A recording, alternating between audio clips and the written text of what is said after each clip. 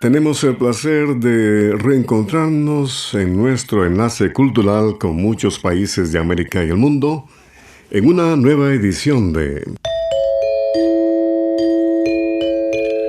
Oigamos la Respuesta, el programa del Instituto Centroamericano de Extensión de la Cultura, ICQ, con nuestro lema: comprender lo comprensible es un derecho humano. Es cierto que la vitamina C que tienen las frutas se pierde con el calor y la luz. ¿De qué está hecho el rayo? ¿Cómo se forma y deja rastro al caer? ¿Será normal que algunas personas sangren y otras no cuando se les saca una muela? Estas y más preguntas nos disponemos a responder con el placer de siempre. Quiero saber si es cierto que la vitamina C que contienen las frutas y verduras es sensible a la luz y al calor. Dicen que disminuye y que se daña rápidamente y que lo mejor es comer crudas las frutas y las verduras. Esa es la pregunta que nos hace la señora María Guadalupe Díaz Hernández. Nos ha enviado un mensaje desde San Miguel, El Salvador, y esta es la respuesta. Antes de contestar su pregunta, queremos aprovechar para decir que la vitamina C es muy importante y como el cuerpo humano no la produce, es necesario obtenerla de los alimentos. El cuerpo aprovecha la vitamina C, pero no la guarda. Por eso hay que consumir alimentos que contengan vitamina C todos los días, porque si se consume muy poca cantidad, pueden presentarse algunas dolencias como, por ejemplo, anemia, sangrado de encías o de nariz, formación de cardenales o moretones y retraso en la cicatrización de las heridas. Además, la persona que no come suficiente vitamina C puede tener problemas para combatir infecciones y la piel puede resecarse y ponerse áspera, entre otras cosas. Cuando la deficiencia de vitamina C es muy grave, se conoce como escorbuto y afecta principalmente a los adultos mayores y a las personas desnutridas. Lo bueno es que todas las frutas y verduras contienen algo de vitamina C. Por eso es importante comer frutas y verduras todos los días. En cuanto a su pregunta, le diremos que, efectivamente, cocinar los vegetales o la fruta hace que disminuya la vitamina C que contienen. Lo mismo sucede cuando se guardan durante muchos días o se exponen demasiado tiempo a la luz. Por esto, se aconseja comer las frutas y las verduras frescas, de ser posible crudas o sin cocinar demasiado. Lo que se aconseja es cocinar los vegetales por poco tiempo y a baja temperatura, porque entre más tiempo se cocinen y más alta sea la temperatura, más cantidad de vitamina C van a perder. Según los especialistas, la mejor forma de cocinarlos es al vapor o en el microondas. También pueden cocinarse en una sartén con un poquito de agua, cubriéndolos con una tapa para que se cocinen en menos tiempo. Hervirlos es la manera en que pierden más vitamina C. Se ha encontrado, por ejemplo, que el brócoli y la espinaca pueden perder la mitad de la vitamina C cuando se hierven. Ahora bien, como la vitamina C es soluble en agua, una pequeña cantidad puede pasar al agua donde se hirvieron los vegetales. Por eso, es una buena costumbre aprovechar el agua para hacer una buena sopa, un guiso, un picadillo o una deliciosa salsa.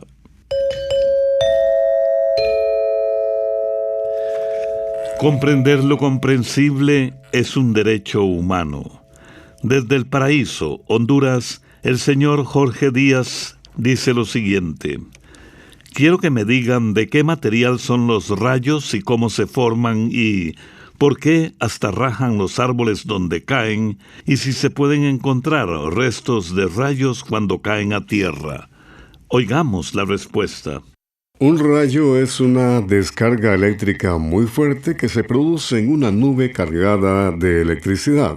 Pensamos que la electricidad únicamente puede moverse a través de cables, pero esto no es así. Una corriente eléctrica también puede moverse a través del aire, y esto es justamente el comportamiento del rayo. Los rayos se forman cuando las nubes se cargan de electricidad. Las nubes que provocan las tormentas eléctricas son oscuras en la base y tienen un penacho muy alto que puede alcanzar los 15 kilómetros de altura. Dentro de esas nubes hay millones de gotitas de agua y cristales de hielo.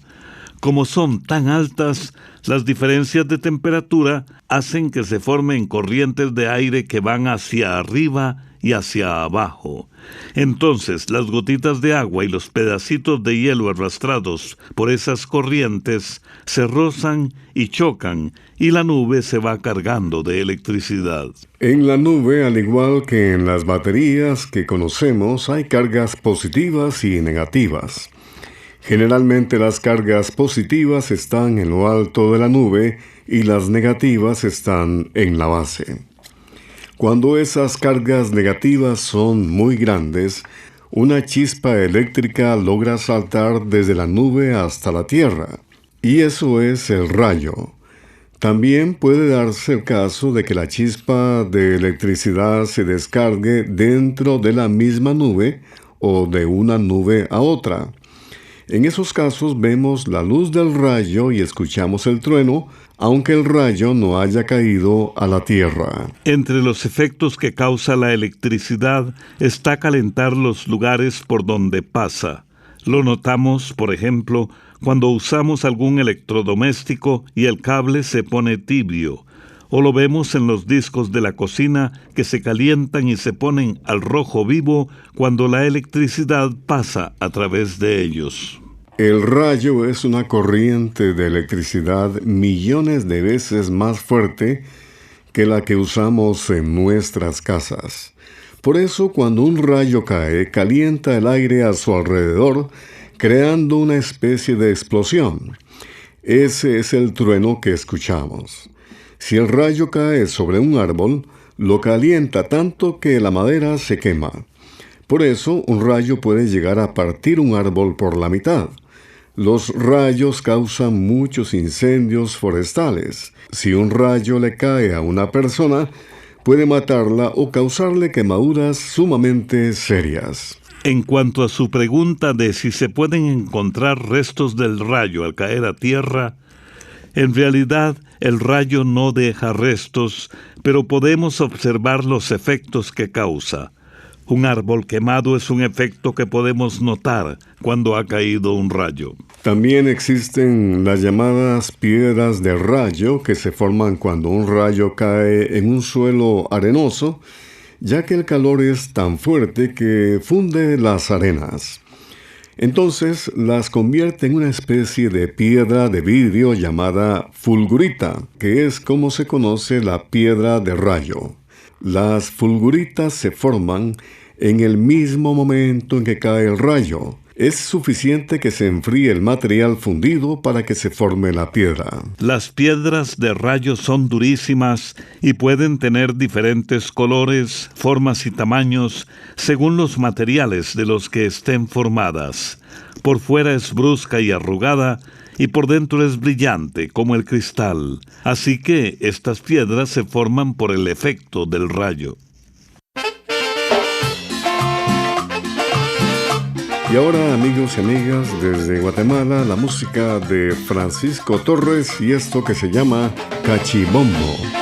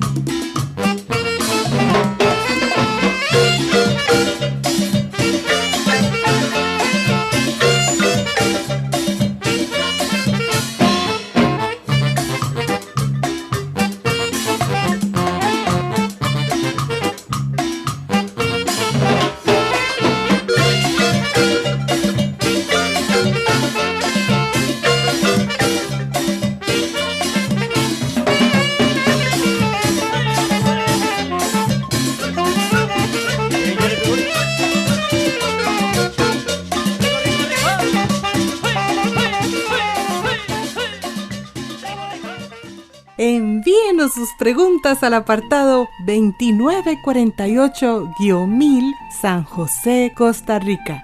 También nos puede contactar al correo electrónico isq@isq.org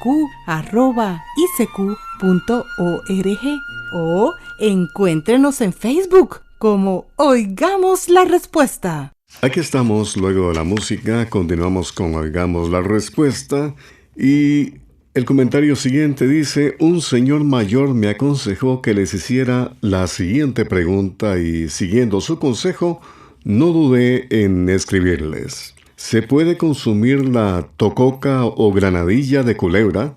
Es posible que alguien haya preguntado esto, y a pesar de que otro señor me había dicho que sí se podía consumir, siempre me queda la duda.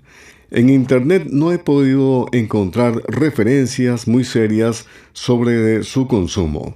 Confío en que ustedes me puedan ayudar con el excelente equipo que tienen y su vasta experiencia. Es el comentario y pregunta del señor Bernardo Jiménez, que nos ha enviado un mensaje desde Cartago, en Costa Rica, y esta es la respuesta. Muchas gracias, don Bernardo, por confiar en nosotros. La planta por la que usted nos pregunta pertenece al género o grupo de las pasifloras, en la cual hay alrededor de 625 especies diferentes. El origen del nombre pasiflora, que significa flor de la pasión, se remonta a la época de la colonia. Los primeros colonizadores le pusieron así porque las flores les recordaban la pasión de Jesucristo. Desde entonces, muchas de las especies de este género o grupo han sido extraídas de sus lugares de origen y utilizadas como plantas ornamentales en viveros y jardines o en criaderos de mariposas, donde las usan como plantas hospederas para las larvas de las mariposas. También hay algunas especies que son aprovechadas por las compañías farmacéuticas por sus propiedades medicinales. Y hay especies que se cultivan comercialmente para aprovechar sus frutos, que se conocen como granadillas, maracuyás, estococas o curubas. En general, se puede decir que casi todos los frutos de las pasifloras son comestibles cuando están maduros. Sin embargo, los frutos de tamaño grande son los que tienen mejor sabor. Hay unas pocas especies que producen unos frutos pequeños y negros que no son comestibles.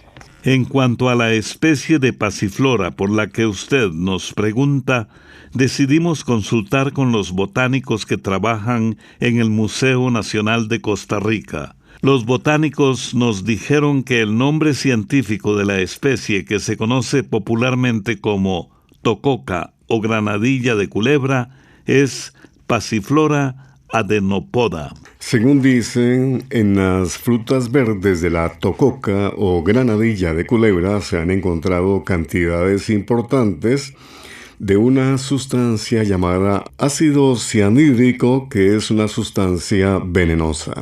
En Costa Rica, por ejemplo, se reportó el caso de 5 niños de Cartago que se intoxicaron por comer esta fruta verde y lamentablemente uno de ellos murió. Se sabe también que existe esta sustancia en las hojas y los tallos de la planta, pero no se han encontrado rastros en los frutos que están totalmente maduros, de manera que los frutos maduros sí se pueden comer.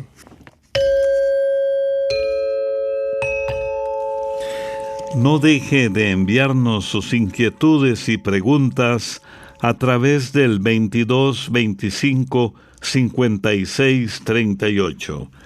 Desde San Rafael del Norte, Nicaragua, el señor Luis Emilio Zelaya dice lo siguiente. En un salmo de la Biblia dice lo siguiente: como el cedro del Líbano, el justo florecerá. ¿Qué misterio o relación hay entre el justo y el cedro del Líbano? Vamos a empezar diciendo que los ejemplos que se encuentran en la Biblia a veces pueden resultar difíciles de comprender para nosotros, aunque eran ejemplos fáciles de comprender para las personas que vivían en el Medio Oriente antiguamente. En algunos pasajes se habla, por ejemplo, de la planta de la vid, de la semilla de mostaza y de árboles como el olivo, la palmera, la higuera y el cedro del Líbano, que eran plantas muy conocidas para ellos. En la Biblia el cedro es nombrado muchas veces. Se preguntarán ustedes qué características tiene este árbol y por qué se consideraba especial. Los cedros del Líbano son árboles majestuosos que destacan sobre todos los demás. Tienen un tronco recto y grueso y pueden llegar a medir alrededor de 40 metros de altura. Además, son muy longevos y permanecen verdes en todas las estaciones del año, a pesar del calor y de la sequía del verano y del frío del invierno. Otra característica de estos árboles es que su madera es muy resistente. No se pudre fácilmente, ni se la comen los insectos, y despide un olor muy agradable. Antiguamente, esta madera era tan apreciada que se usó para adornar el interior de palacios y templos. En los tiempos bíblicos, el cedro se conocía como el rey de los árboles. Y como usted menciona, en el Salmo 92 dice: el justo florecerá como la palmera, crecerá como cedro en el Líbano. En primer lugar, vamos a decir que el justo, según la Biblia, es el hombre que cree en Dios y confía en Él, y se conduce con rectitud. Este salmo quiere dar a entender que el creyente está destinado a crecer, a florecer, dar fruto y a destacarse sobre los demás gracias a sus cualidades morales y a su recto proceder. Además, da a entender que quien confía en Dios, al igual que el cedro del Líbano, podrá mantenerse firme a pesar de que cambien las circunstancias a su alrededor y vengan tiempos difíciles. Es precisamente de su confianza en Dios donde el justo encuentra su fortaleza. Yo mañana me voy. La nostalgia de una marimba, las cuerdas de una guitarra, el romance de un acordeón y las voces bien acopladas de Voces de Honduras que interpretan Popurrí, El Sopilote y Achís de Catarro. Pero lo que yo te juro es amarte donde quiera que yo esté.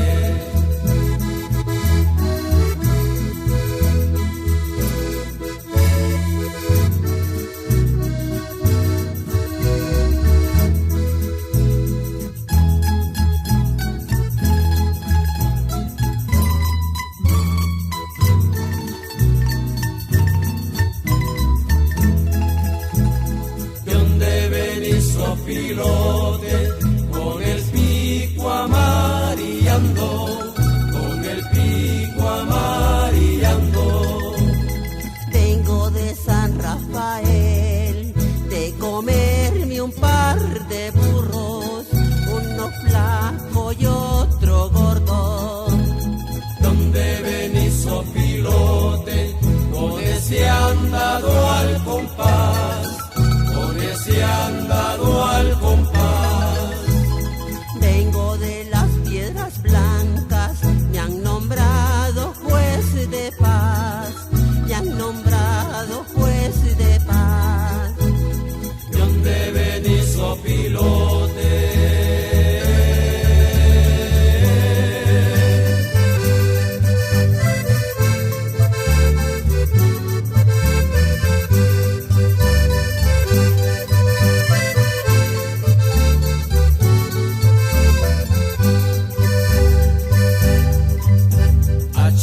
Catarro, que tos tengo, catarro jodido, pa' estarme jodiendo. Yo tenía un vinillo que era medio jodido, me gustaba la orilla, amanecía al rincón.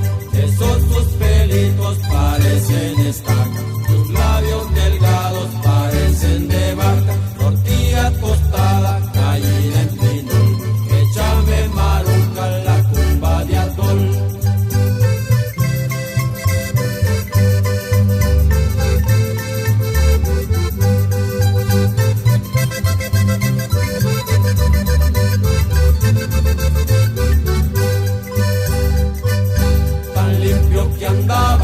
ayer me mudé, buscando a Pitero todo me lo dé. Cójalo, ahí se metió, que no se me vaya ese hermoso Pitero. Se metió en el monte, lo busco con luz, y sale Pitero diciendo: ¡ay Jesús! Mucho campirana, mucho fantasía, atrápenlo duro de la rabadilla. Mucho campirana, mucho fantasía, atrápenlo duro de la rabadilla. También puede contactarnos a través de un mensaje de WhatsApp al teléfono código de área 506, número 8485-5453. Aquí estamos, amigos y amigas, luego de la música, y desde Puerto Barrios, Izabal, Guatemala, el amigo oyente Luis Moreno nos dice lo siguiente: fui al dentista y me sacaron una muela. Cuando la doctora vio que no sangré mucho, me dijo que tenía poca sangre.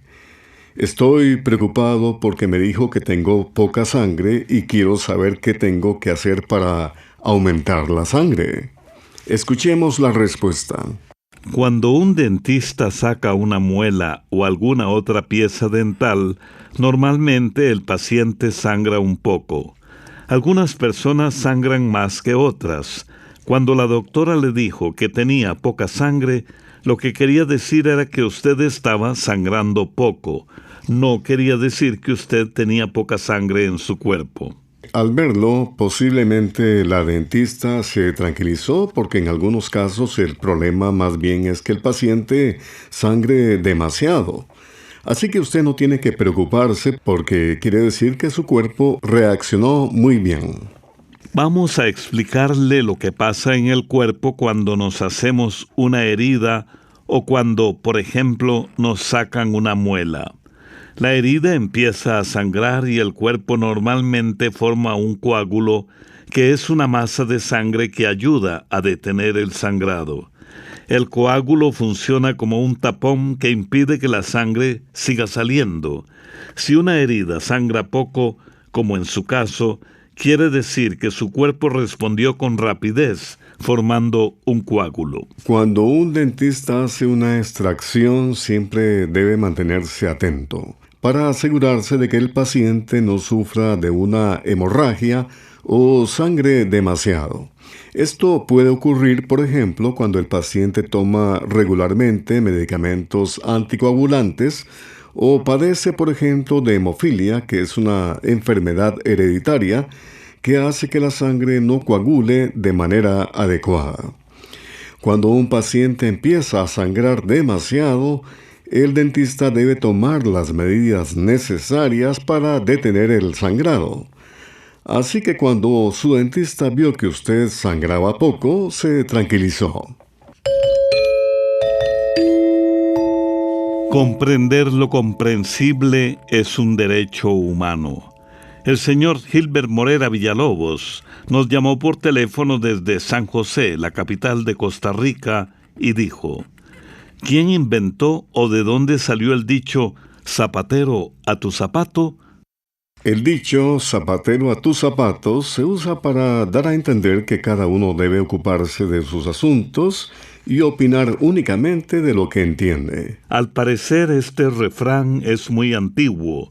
Según unos historiadores griegos, la frase pertenece a Apeles, un famoso pintor que vivió en la antigua ciudad de Éfeso. Cuentan que Apeles estaba pintando un cuadro y decidió consultar a un zapatero. Le pidió que lo aconsejara sobre la manera más correcta de representar un zapato. El zapatero le aconsejó y Apeles estuvo de acuerdo con lo que aquel hombre le dijo y siguió sus instrucciones para perfeccionar su dibujo. El zapatero, emocionado porque el pintor había seguido su consejo, se puso a criticar otras partes del cuadro, y Apeles, muy molesto, le dijo: «Zapatero a tus zapatos». Desde entonces, esta frase, «zapatero a tus zapatos», se usa para decir que solo debemos opinar de lo que sabemos. En el final de nuestro programa compartimos con ustedes una frase del escritor ruso León Tolstoy. Si buscas la perfección, nunca estarás contento. Les invitamos para que mañana hablemos de por qué los médicos dicen que la sal no se debe probar y algunos naturistas dicen que el agua de mar hay que tomarla siempre. También hablaremos de los cuervos porque las personas los relacionan con cosas siniestras. Y también sabremos por qué hay padres que tienen varios hijos sordos y otros no, aunque ellos, los padres, no son sordos. Mañana en Oigamos la Respuesta. Programa C Control 9. Y así llegamos al final del programa del día de hoy. Los esperamos mañana en su programa Oigamos la Respuesta. Mándenos sus preguntas al apartado 2948-1000 San José, Costa Rica. También puede enviarnos sus preguntas al correo electrónico icq@icq.org o encuéntrenos en Facebook como Oigamos la Respuesta. Recuerde que comprender lo comprensible es un derecho humano.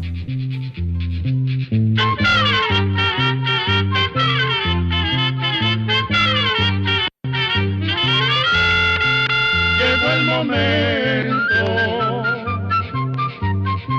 de despedirnos.